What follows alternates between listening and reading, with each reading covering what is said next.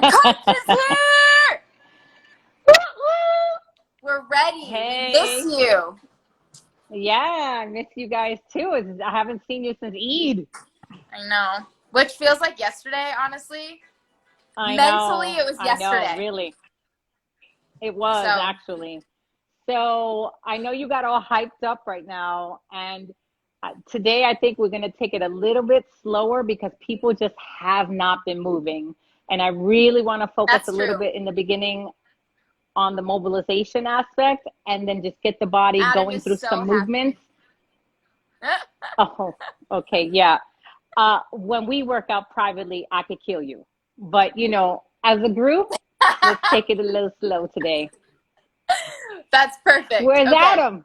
Hello. Adam's scared to show you his Awesome. hair. He's like, she's going to say something. Oh, ay, Dios mío.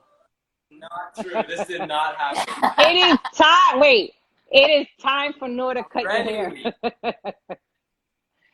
Get the buzzer. Too Let's scared. go. I am too It's scared. easy. I'll do it. I'm too scared. Zainab will do it. Okay. Zainab will do it. All right. Okay. So we have. So I'm we going to have just our set this blankets. down. Awesome. So what we're going to be using today, I'm going to use a chair so you guys can use your bench in the middle of the living room. And we will have our little towel or mat on the floor. And we might use some small weights if you have them. If not, use your laundry bottles, your water bottles, your cans, whatever you want to use.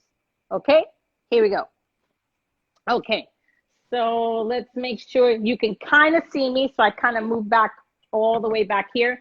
So what I want to start with, I have a chair set out and it's just really easy to start to open up the body in the entire hip and abdominal wall, because from all the sitting, and if you've seen Moving Sandra's videos, how to really mobilize from all the computer posture, we want to really open up this whole region before we do any movement, because so many people are getting hurt now because they're not mobilizing, they're not moving, and then they want to jump around at level 10. So what we're going to do is, I don't have on sneakers today, so that means we're going to take it easy. I'm going to stand with my feet hip width apart. Can you see me way over here? Yep, I can see you. I'm just waiting. Yeah. Okay, cool. Okay, so I'm going to stand with my feet hip width apart. My feet are nice and straight. My right foot is down. I'm going to put my left foot up on my chair, or if you have a bench or a stool or a step stool, whatever you have. And basically keeping my feet nice and straight and leveled. My hips are straight ahead. I'm going to drive my hip forward until I feel some tension in my upper thigh. Now, because we've all been home, working from home, and sitting a lot more, you should probably feel that right away. Then what I'm going to do is bring my arms overhead, and I'm going to drive my hip forward and pull my arms back at the same time for 10 repetitions. So let's go ahead and do that. I'm doing it nice and slow so you can see that. Now what you want to avoid is arching from your lower back, because then you're getting the motion from your spine, especially for anybody who might have a scoliosis or anything like that. You want to protect your spine or any lower back injury. You want to make sure that you're moving from your hip. If you're having trouble with the arms up overhead, you can put them at shoulder height and just push forward and back. Then we're going to switch to the left. We're going to put the left foot down, right foot up. Same thing. What you might notice is that there's a difference left versus right, that there might be a little bit more tightness. That's going to indicate, that region is going to need a little bit more attention. So let's go ahead and forward and back for 10. This is why we don't cross our legs, Keeping right? Yes. So if you do cross your legs, you're going to notice that one side, that you actually cross your leg on, will be tighter, especially in the adductor muscle, which are the muscles on the inside of the hip. So when you cross your legs, you're basically contracting those muscles. Okay, great. So that was 10.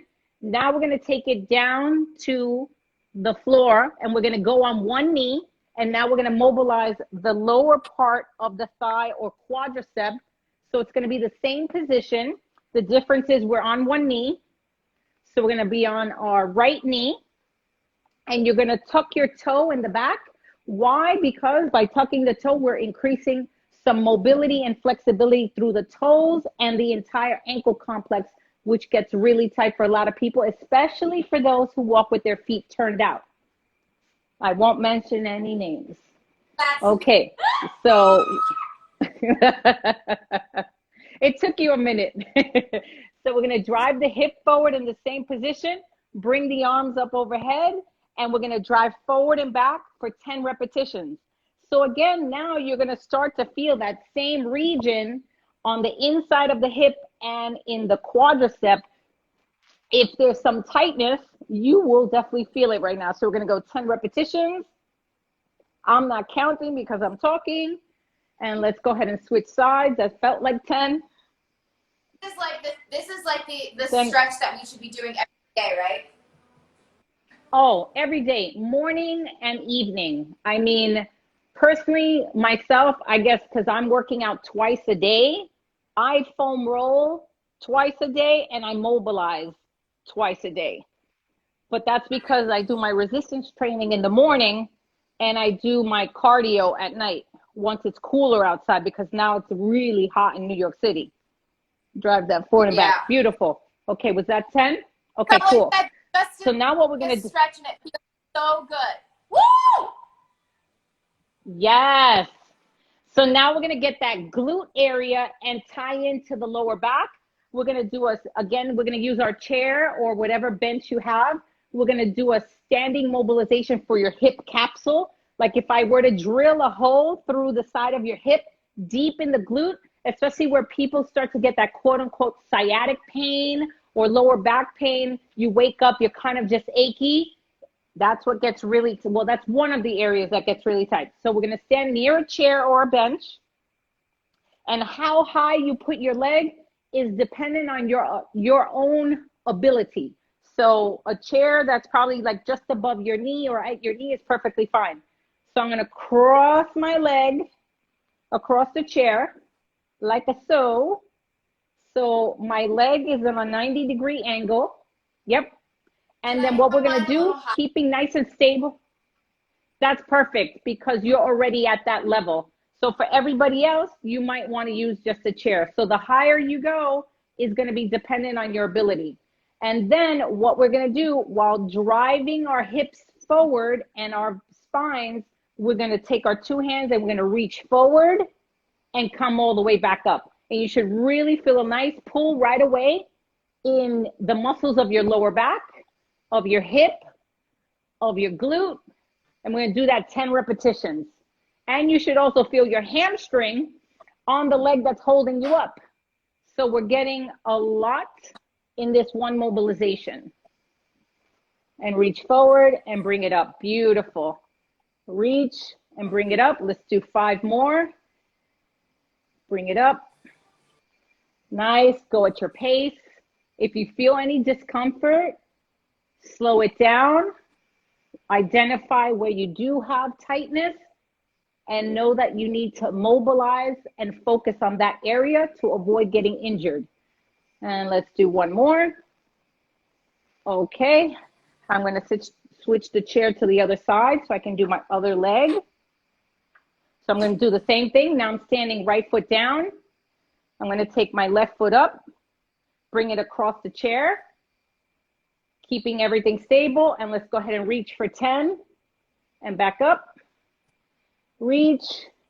So as you reach, your hips are going back, like you're going to sit in a chair, but you're keeping your stable leg, the leg that's straight, you're keeping it straight. So you're not bending your knee. That would be another progression, but we can do that at another time. But for today, we're keeping that leg straight. Good. Reaching forward. Let's do a few more. Good. Reach. 3 more. Good. Nice control. Let's bring it up. 1 more. Nice. Now we're just about ready to do any movement that you can think of without necessarily it being harmful and potentially cause us injury. So now what we're going to do is something that I haven't done on any of the lives with you guys before. We're going to kneel on our knees, and instead of doing our lunge matrix right now standing, we're going to do it kneeling. Especially, I was thinking, because of the split screen, you'll really be able to see me down here kneeling. So what we're going to do kneeling, my toes are tucked in the back. So this is going to be two things: mobilization and also balance. So what I want you, this is going to be like a little bit of a brain teaser now. So this is giving our movement a different dynamic. So from this kneeling position, I want you to pull your leg through and reach and bring it back. So what I want you to avoid doing is doing this, bringing it around. So you want to be able to bring that leg up and bring it forward and bring it back. So avoid having to do this loop-de-loop. So really focus on that balance, squeeze your glutes, bring it forward. We're going to do it. You can squeeze your glute on the way forward, but for the most part, it should naturally happen. I'm only cueing to squeeze your glute if you find you're very off balance and just can't pick up the leg. Now, when you can't pick up your leg, that's an indication of tightness in the hip complex. So that's why we did the sequence we did, so that we can progress into opening up the hip further. So if you have a little bit of trouble, you got to go really slow to bring that leg through and bring it back. And at the same time, we're going to reach our arms forward and bring it back. Again, we're mobilizing the spine. Reach and bring it back. If you feel your knees, put something under your knees, because a yoga mat might be too thin. Let's do 2 more on each side, because then we're going to do the side and turning. Reach. You take it slow. This is about control and stabilization. Good. Reach it forward. Good. Make sure to reach forward, Nord. Reach like you're reaching in front of your foot. So reach on the floor. Yes. Nice. Okay, so now we're going to take it to the side. So basically, we're going to extend our leg out and reach our toe. Now, that is going to feel like a real stretch if you haven't mobilized lately and or haven't been moving. So this is, again, we're trying to get into that hip. Doesn't work. Yes, Adam? No? Doesn't go in that direction. Okay. No doubt. So No, what happens is that what you want to avoid is turning, because we're working in the lateral plane. What you can do, if having your leg extended is too much, bend it and go sideways, so that we're getting that slide in the inside of the hip. Okay?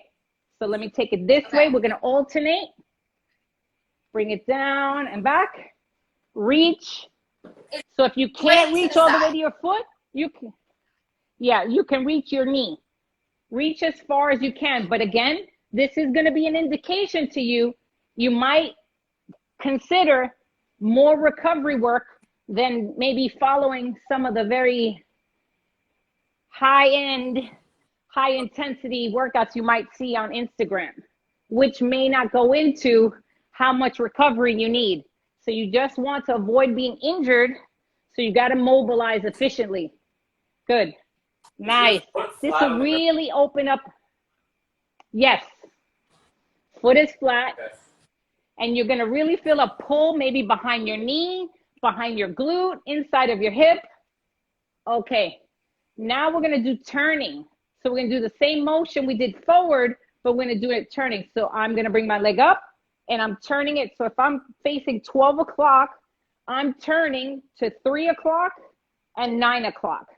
So my leg is rotated in a 90-degree angle, and I'm reaching my foot. Again, opening up that entire hip. Then I'm going to go the other way. Reach, bring it back up. Reach, and bring it back up. So really open up that hip. Take it slow. This is not about going fast because this is to prepare us for the movements. Obviously, the more that you do it, you'll have more mobility in your joints.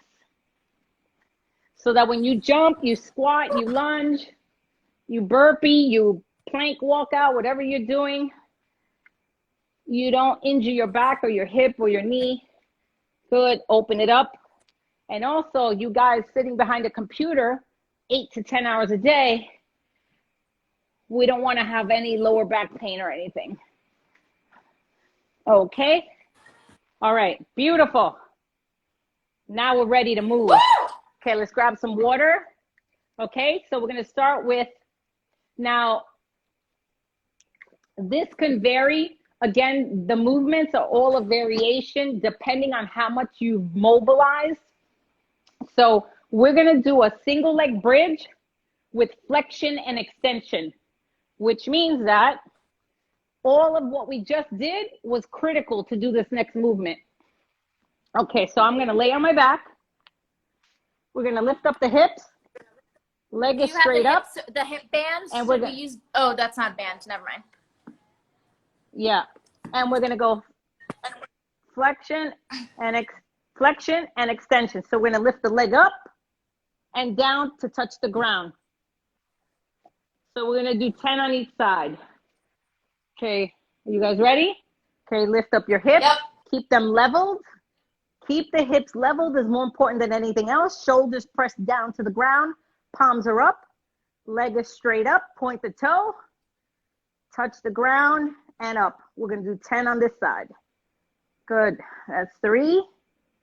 Beautiful. You shouldn't have a click in your hip either. If you do, that's something else we would have to address. But very common. Sitting all of these days. Why are you guys laughing?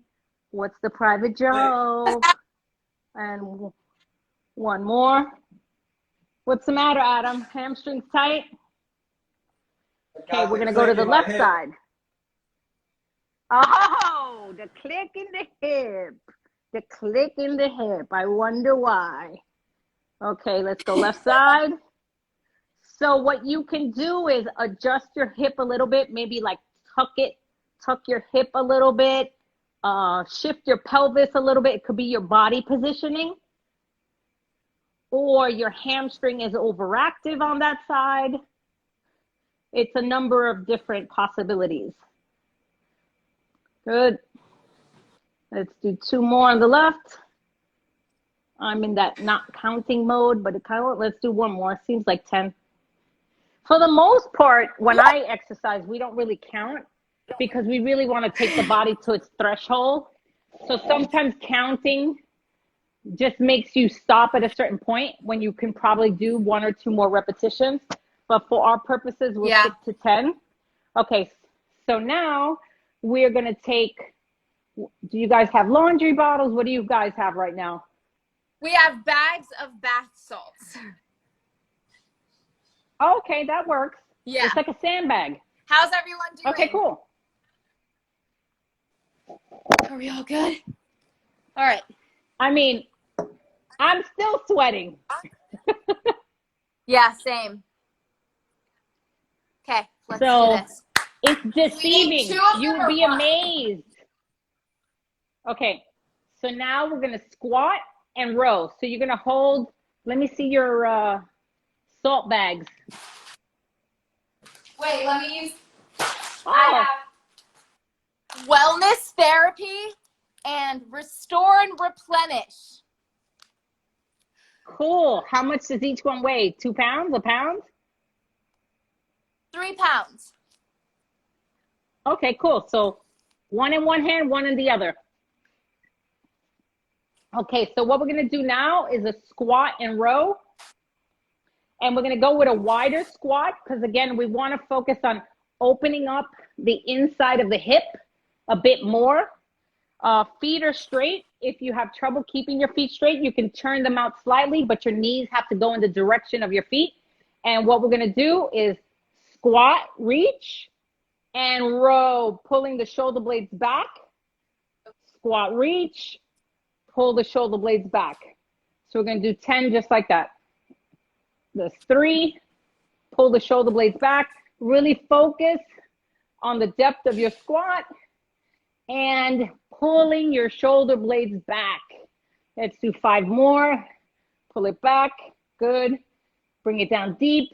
Go a little slower, Nora, because I want you to go deep. And actually almost go slower because that creates more tension. Because the longer your arms are extended against gravity, that's actually more tension. Squeeze it back. Let's do 2 more. Shoulders back. 1 more. Woo! Nice work. Beautiful. So a variable of increasing intensity is speed. So going slower actually increases the intensity and pushes the nervous system differently, because if you're always doing like HIIT style workouts, your body gets accustomed to that. You also still won't get the same unaccustomed stimulus that you might need, especially for muscles to change or have what's called hypertrophy, because usually HIIT style is going to be more muscular endurance versus actual hypertrophy, stimulating. We want tone, but we got to stimulate the muscle, and fast is not always the way. Okay, so now we're going to do a plank walkout with rotation, which we've done before. We're not going to add the push-up. I really want to go slow because I want to open up the body. So I'm going to do it this way. So we're going to walk out, rotate, get a really nice straight line, turn and rotate to the other side.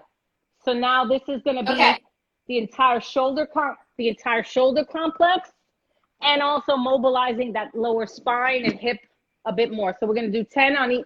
We're going to do 10 with rotation on both sides. Okay, let's go. Bismillah. Okay, walk it out. Rotate. Rotate. Turn your entire body, Noor. So your feet have to turn sideways as well. Again, the slower you go, it's actually going to stimulate your muscles more. We're going to rotate because you're against gravity. That means you're holding yourself longer. So when we go fast, it's more of a cardio output. Okay, let's walk it out. Really feeling every joint as we go through the motion. Bring your hips down, Noor. Bring it back up. Stand, okay. We're walking it out. Let's rotate. Rotate. Slow down, Adam. I know you want to go Speedy Gonzalez. Halfway there. You know I know you guys are ready. Come on. Rotate. I know, I was going to say. Rotate. Good. Let's do 4 more. Walk it out. Keep those hips down. Really rotate the entire body, almost holding that for a split second. Nice and easy. 3 more. Rotate. Hold it up. Rotate to the other side. Hold it up. And back up. Let's do 2 more. Beautiful. Walk it out. Rotate. And rotate. Hold it there. And walk it back up. We have 1 more. Nice work. Walk it out. Rotate. You should feel your core, your shoulders, your triceps. Excellent. Woo! See how everything progresses? It may seem easy, but it's not. Okay, let me see. Time check. Okay, cool. So we have 2 more movements. How are you doing? Woo. I'm great. I Heart feel rate's alive. up, right? Very Alhamdulillah. It's not as easy as it looks. Go It's team! about efficiency. Yeah. Woo! Okay. So now we're going to combine. We're going to do a forward lunge and a side lunge with a reach. So our reach is, let's just say, here's a forward lunge with a reach, and then we're gonna go side lunge with the reach. But I'm going to move over here a little bit on an angle. Okay, so we're gonna go forward lunge and then go right into side lunge. So we're gonna do 10 on the right and then 10 on the left. Why am I doing it that way? And just so you can see us in the camera. Side lunge, when you do the side lunge, is your foot straight or out? Feet are always straight. So you're going side. Can't see my feet, but feet are always straight. And the back heel, when you're in a lunge, should be like this. Your heel should come up off the ground and your toes bend, because that is where your base of support is through the foot, and also is indicative of tightness in the joints of the foot, if you are not able to do that.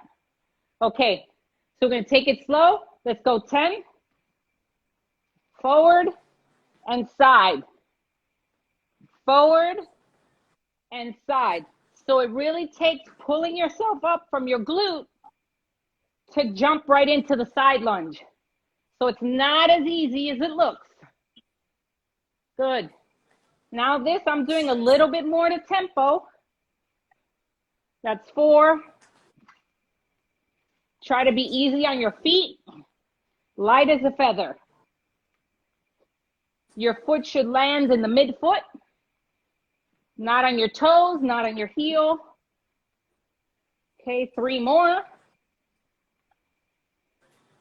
Nice control. Transition right into it, last one. And then I'm switching to my left leg. So you're gonna notice that it's easier for you on one leg more than the other, and that's gonna be based on your body's flexibility. Good. Going forward to the side, lunge forward. Make sure to pull yourself up with your glute. When you're in a side lunge, don't bend the leg that's straight. Only use the leg that's moving. Good. Nice control. So you're almost springing off of your glute. You want nice glutes? Spring. Yes! It's like you're bouncing right off that glute. You want to lift it up? Spring right off that glute. Okay, I think I got one more on each side. I might have gone a little more, but that's all good. And voila. Okay, last movement. Now we're gonna do like an entry-level jump squat. It's basically hack scotch with a touchdown. So what we're gonna do for 10, similar to our wide squat, we're gonna turn the feet out slightly a little bit. Again, we're focusing on that inside of the hip, the glutes, the spine, really opening up everything. Okay? So we're gonna touch down, feet together. Down, feet together. You can keep your feet straight or slightly turned out. So it's basically hopscotch with a touchdown. Down and up. Okay, you ready? Let's go for 10. 2, 3, 4. Keep your chest up. Keep your chest up. Good. 5, 6. Feet are flat. 7, 8, 9, and 10. Woo! Good work. Woo! I don't know about you, but I'm drenched. And I great. have the AC blasting. Whew. That was awesome. Was that our workout? Yes.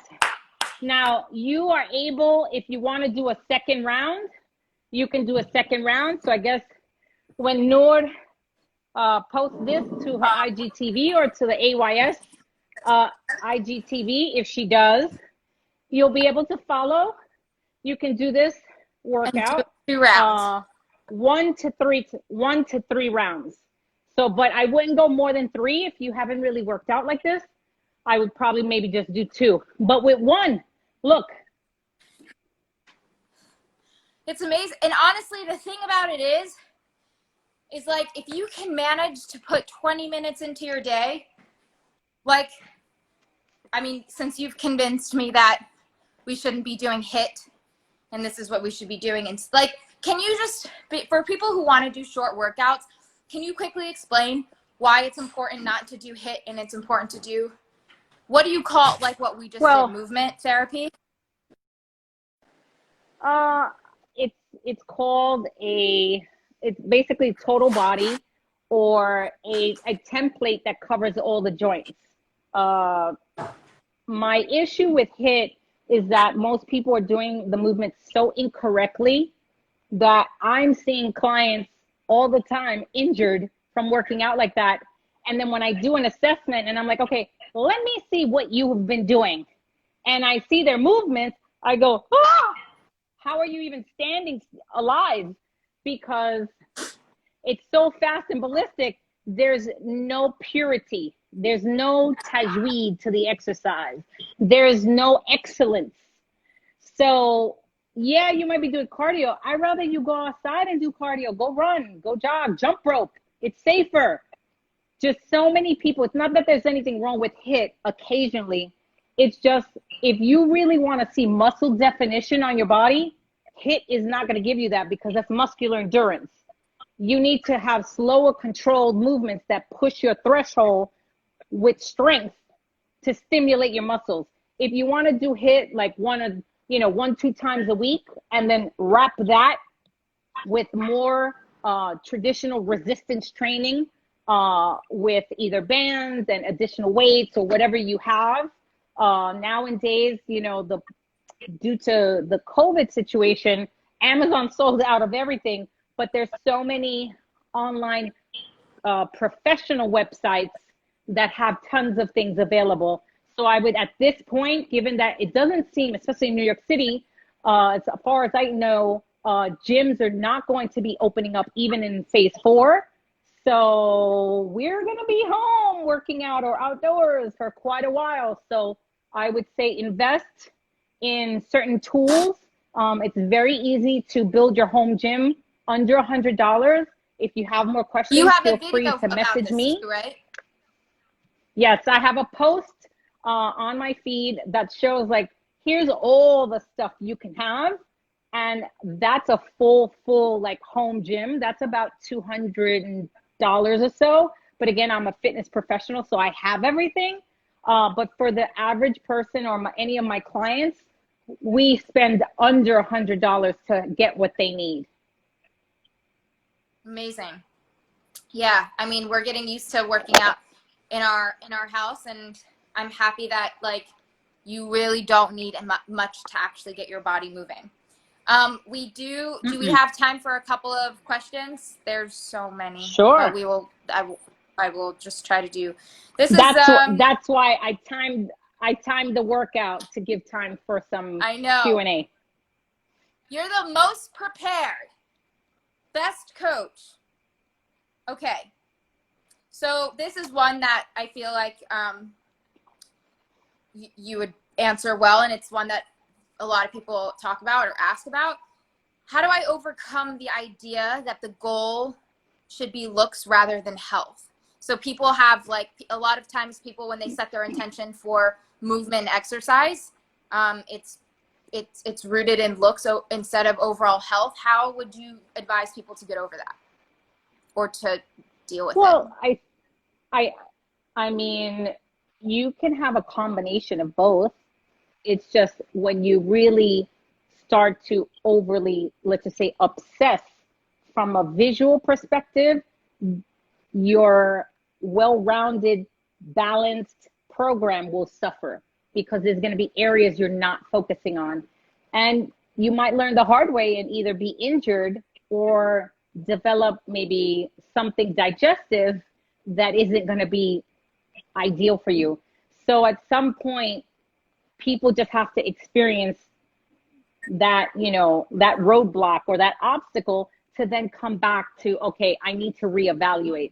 Sometimes from our mistakes is the best way to learn the lesson. So Totally. just striking that Also balance, really.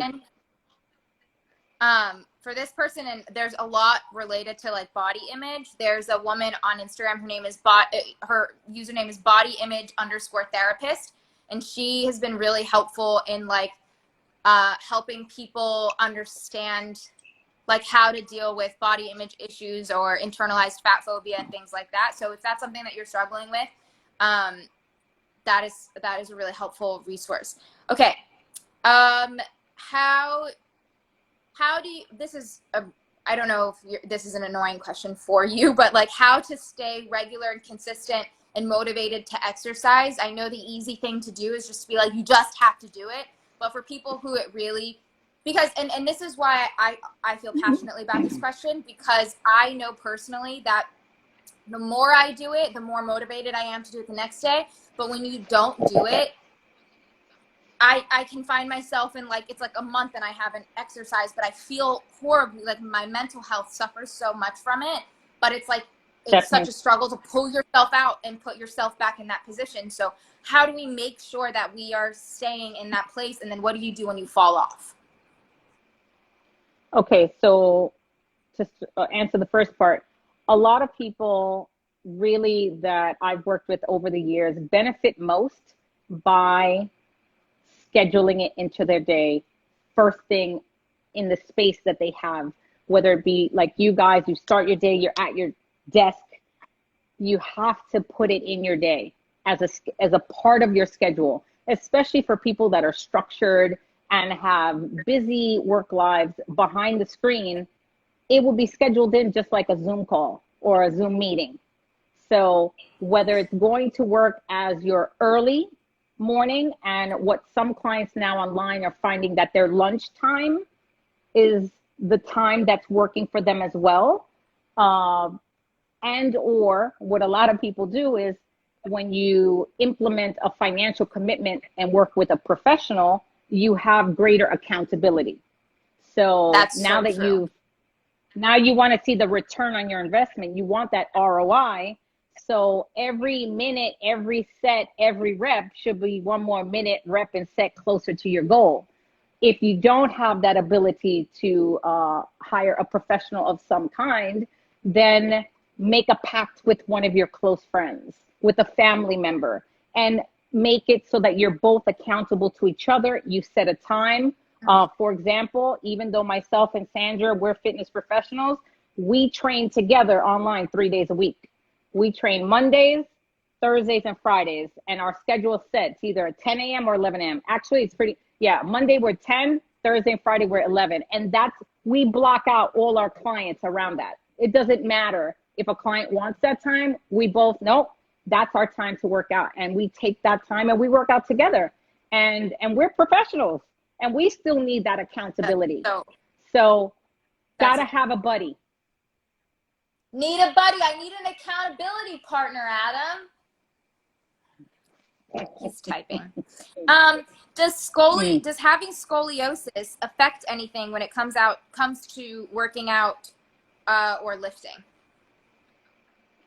Yes, it does, because depending on the severity of the scoliosis, you will have pain or discomfort in certain movements. So there are going to be movements and flexibility that you should keep in mind that will be more beneficial. So some of the movements we did from on an individual basis, you might have to adjust them according to your scoliosis, because depending again the severity of that deviation in the spine will cause pain in the lower back, the hip. You know, scoliosis clients have a number of different concerns, but you can work out. It just might be a little bit harder. You know, if you don't have the ability to hire a professional, there are decent YouTube options that you can look at and you can try. But again, when you venture into doing things you're on your own, you can't see how you're moving. You might think you're following the video, but you can't see how far from what the video is doing you are. And also the person in the video doesn't have scoliosis or doesn't have pain. So you always want to keep in mind that's important.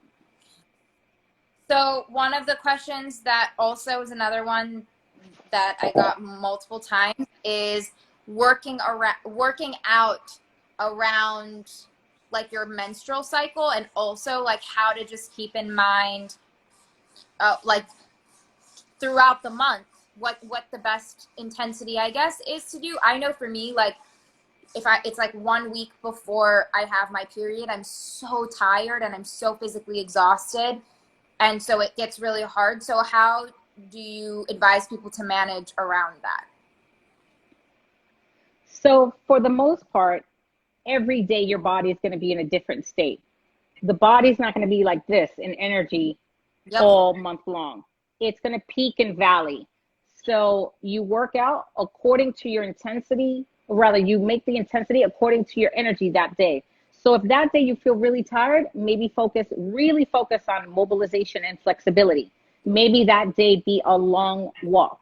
Maybe that day be a beautiful yoga session. You don't need to always be like, that's why I'm not a fan of HIIT, because it makes people think that that's the only way. And it's far from it, Right. because your body is your body can't progress if it's stressed, has sleep deprivation, is not hydrated, and you're heightened anxiety, so you're producing more adrenaline and cortisol. So you're just going to increase adrenaline and cortisol by doing something that's very ballistic and actually stresses your body more.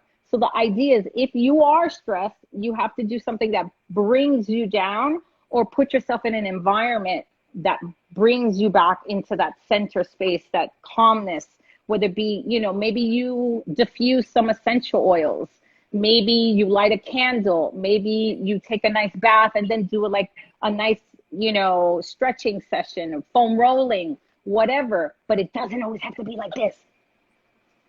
Yeah, that's especially because when you keep it that way, you end up discouraging yourself because you're not listening to your body, and then you realize, oh, I'm so tired, this is so hard, I just can't do this, and then you don't try again when your body gets better, because you've already convinced yourself, wow, I just taught myself that. I need to get Yeah, out of my own way. no doubt. One thing Okay. to add to the menstrual cycle, unless a woman has impaling, like they can't get out of bed cramps, you can work out. It's just, you just have to get Yeah. used to feeling a little uncomfortable. Otherwise, there really is That's no what we were problem. built for. Exactly. So what is prophetic nutrition in principle, and how can it be used to guide life choices? That's a good question. Excellent question. Yeah, excellent question. So prophetic nutrition is based on primarily the book called Shama'il al-Tirmidhi, which is the compilation of 415 hadiths that detail the characteristics of the prophet, peace and blessings be upon him. And in those characteristics, it details what he ate, what he recommended to his family and companions, what he drank, how he drank it, how he fasted, what he ate when he broke his fast, what he recommended, how he exercised, when he exercised, what he recommended. And all of that is encompassed really in his day-to-day lifestyle. So many of the prophetic inspired foods, and why we say inspired, because the foods have evolved as a species over 1400 plus years. So for example, a watermelon, which is from the prophetic tradition, obviously may not look exactly like it looked 1400 plus years ago, with the Wow. exception of for real. So with the exception of Zemzem water, ajwa dates, and black seed, food has evolved. It's, through travel, through migration, through intermarrying of cultures, birds and bees carrying seeds and, pollen, things have evolved. So how prophetic inspired foods can benefit us is, from one perspective, they are predominantly, all of the foods have very specific healing abilities for the health, whether it be, like you're having headaches, or you're constipated, or your body needs certain nutrients. And also from a spiritual aspect, it is a tool to directly connect us to the prophet, peace and blessings be upon him, when in a situation of someone experiencing depression, sadness, despair, anxiety, we want to connect spiritually back to the sources that give us also that protection and that healing internally. So it's all circular, it's all connected. So one isn't separate from the other. So it's rooted within what helps us heal internally. And for those of you who are not already following Zainab, she always posts prophetic nutrition, food, meals, recipes, and why these are the foods we should be eating. So I'm getting a lot of questions about diets, which I feel like keto and paleo, intuitive eating, like diet cleanses, detoxes, and all of this stuff. And I know you have passionate feelings about this. So what are your I feel like you're getting ready to like answer this. When somebody asks you, like, what's the diet that works? What should I be doing? How do we re-educate ourselves around diet and diet culture and how we should be approaching the food intake that we do? I mean, first we have to understand that the diet industry and diet culture is a multi-billion-dollar industry. So it's marketing at its finest. It preys on people's weaknesses and insecurities and fears, just like systemic racism. And let's even just talk about, there's neighborhoods that, forget food desert, it's a healthy food desert. I have clients that live in urban areas that they have to drive 30, 40 minutes, and that's if you have a car, to find a Whole Foods, a Trader Joe's, any type of supermarket that has healthy food. So, it perpetuates this, what everything has to be. You did mention intuitive eating. Intuitive eating, yeah, capitalism, exactly. It's, that's our greatest enemy. Intuitive eating is a space that people would move to once they understand what is their relationship with food and what are the underlying causes to that relationship. Because so many people come from cultures and backgrounds that's all their parents showed them, and their parents just didn't know. That's just what came with them. So now, for example, there's so many clients I'm seeing, especially Muslim women. Every other person I get has PCOS. That's also several questions about PCOS. And it's heartbreaking because obviously I work with a different clientele in person in Manhattan. You're one percenters. Nothing is an issue when you have abundant funds available to have nutritionists and trainers and cooks and chefs and drivers and all these things. I never see PCOS in Manhattan. It is such a baffling thing to me, but it's just between socioeconomic differences, cultural differences, background, lack of movement. There's people, I get clients that don't have, their parents never taught them how to ride a bike. And it really leaves them with such a distorted understanding of the body, or lack of, because it's part of our tradition. The body is celebrated. It's an amana. It's a trust between us and God to care for it. We have to pray, we have to move our bodies, so there's so much we have to do. And it really becomes such a struggle depending on one's individual experience as a child. There's trauma associated to food. I have clients that their parents fat shame them, their cultures fat shame them.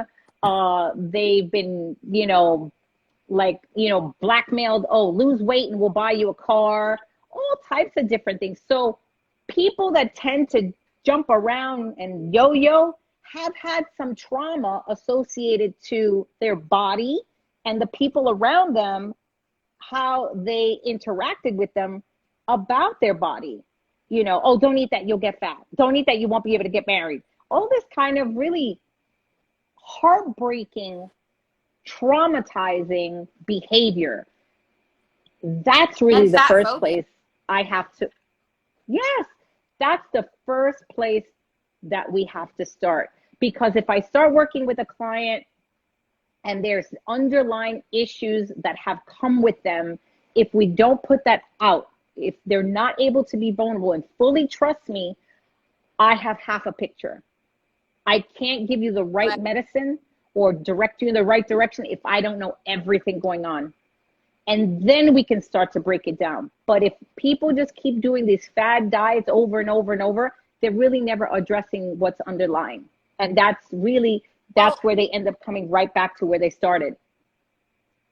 so it's so fascinating because we know that, I mean, it's not common knowledge, but I'm learning more about this when I like read into body image therapy in general, that sometimes when you make this commitment to like nutrition and like, I just want to change my relationship with food, I want to lose X amount of pounds, I want to exercise every single day, that sometimes your efforts are not, I won't say that they're for naught and completely like don't count, but your efforts are just so surface level if you don't actually work on the trauma aspect of whether it be internalized fat phobia or body dysmorphia or your relationship with your body and this vessel that carries you and that pumps blood for you and that shows up for you every single day you're alive. And so when how and this is I think this is a good conversation to end on too, is when we make a commitment to ourselves that we want to feel better and we want to move our bodies and we want to exercise this trust that we have with our human bodies, what are affirmations that you would encourage people to remind themselves of daily, and what internal work do you request of your clients or people who reach out to you that we need to prioritize before before assuming that this commitment you have made to nutrition and fitness is going to be the thing that helps you in the struggle that you're dealing with? So the main affirmation that I constantly remind clients of: God is merciful and is always merciful on you, so be merciful on yourself. Yes. Don't Yes. be so hard on yourself. It's okay. It's a marathon. It is not a sprint. If I have someone that really there seems to be a lot more underlying trauma and issues relating to one's body, understanding dysmorphia, et cetera, I completely recommend that somebody speak to a mental health care professional or someone that they can speak to, you know, whether it be talk therapy or some steps to address what's going on. Because generally speaking, it's someone that they're not confiding in other people. They're not able to talk to their parents. They're not able to speak to their significant other. They do speak to their significant other, but their significant other obviously has their own stuff going on. So, and they just kind of really keep it all internal. And I just really emphasize, I think we need to discuss, let's move forward in finding you someone that is a professional, a mental health care professional that can help you so we can move forward. Because it's not a role that I can play, because it's not my specialty. I'm not a mental health care professional or provider, and I can't really give you that. And we can't supplement it. So we need to work together. And I the check in. You've got to have a system of check in. You can't just let people, if they go silent, they go radio silent, you have to send a text, send an emoji, check in. You know, it's hard to check in on everybody, but a person that is struggling needs to have a person that checks in on them. Totally. Totally. And we just have to create a space where it's more comfortable. Like I'm seeing you all in the comments right now having conversations about your struggles and saying, you know, this is happening to me too. You should reach out to each other and message each other and be there for each other, because this is a space that we need to create that allows us to come to speak up about these things, to speak up about the struggles that we have, so that we can actually, you know, like spend time with people like you, Zainab, or watching the body image therapists work, and just make sure that we are doing these things for the right reasons for ourselves. And like you said, have so much mercy and tender love and care for ourselves, because we deserve it and because our bodies are amazing. And subhanAllah, like if we are alive, we are so lucky. If you have your health is your wealth, it can be taken away tomorrow. And we're so lucky. So talk to your body in a really nice way, because it hears you. I love you, Zainab. Thank you so much. I love you too. Talk to Have you a soon. wonderful day and keep winning. Keep winning. Thanks, Coach.